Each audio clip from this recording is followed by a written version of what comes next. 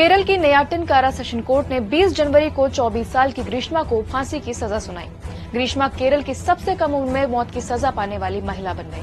अक्टूबर 2022 में ग्रीष्मा ने अपने बॉयफ्रेंड की जहर देकर हत्या कर दी थी। सजा सुनाते हुए अदालत ने कहा, ये rarest of the rare case है। लड़की ने उस व्यक्ति को धोखा दिया जो उससे प्यार करता था और इससे समाज में अच्छा संदेश नहीं गया। नमस्कार, अभी आप देख रहे हैं न्यू 9 भारत लाइव।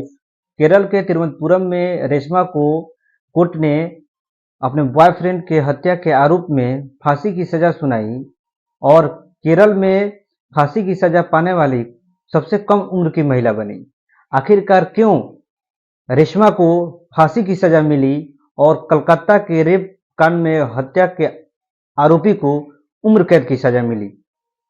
यह दोनों घटना एक जैसा दिखता है, लेकिन एक को फांसी की सजा मिली और एक को उम्र कैद की सजा मिली। आखिरकार क्यों ऐसा हुआ, आइए जानते हैं इस खबर को इस रिपोर्ट के माध्यम से। ग्रीष्मा को आईपीसी की धारा 302, 364, 328 और 203 के तहत सजा सुनाई गई। धारा 302 के तहत दोषी को हत्या के जुर्म में अधिकतम सजा मृत्युदंड मिलती है। साल 2021 में ग्रीष्मा और शोरेन की मुलाकात हुई थी, लेकिन ग्रीष्मा ने बॉयफ्रेंड का मर्डर क्यों किया? वो कन्याकुमारी में एक प्राइवेट कॉलेज में पढ़ रहे थे। करीब 1 साल दोनों रिलेशनशिप में रहे, लेकिन मार्च 2022 में ग्रीष्मा के परिवार ने उसकी शादी एक मिलिट्री ऑफिसर से तय कर दी और वो शादी के लिए तैयार भी हो गई, जिसके बाद ग्रीष्मा और शोरेन के बीच झगड़े शुरू हो गए। ग्रीष्मा को डर सताने लगा कि कहीं उसके मंगेतर को इस रिलेशनशिप के बारे में पता न लग जाए।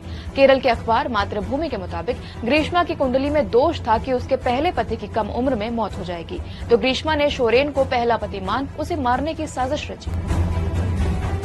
विशेष सरकारी वकील बीएस विनीत कुमार के मुताबिक शोरेन को मारने के लिए ग्रीष्मा ने ऑनलाइन स्टडी की। उसने जूस में कुछ दवाएं मिलाकर शोरेन को पिलाई, लेकिन कोई असर नहीं हुआ।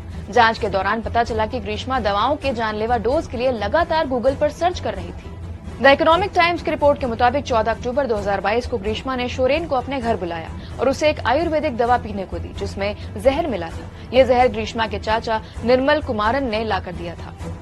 इंटरनल ऑर्गन डैमेज होने और दिल का दौरा पड़ने से 25 अक्टूबर 2022 को शोरेन की मौत हो गई। मरने से पहले शोरेन ने अपने दोस्त से कहा कि ग्रीष्मा ने उसे धोखा दिया और जहर देकर मारने की कोशिश की। 31 अक्टूबर 2022 को ग्रीष्मा की गिरफ्तारी हुई।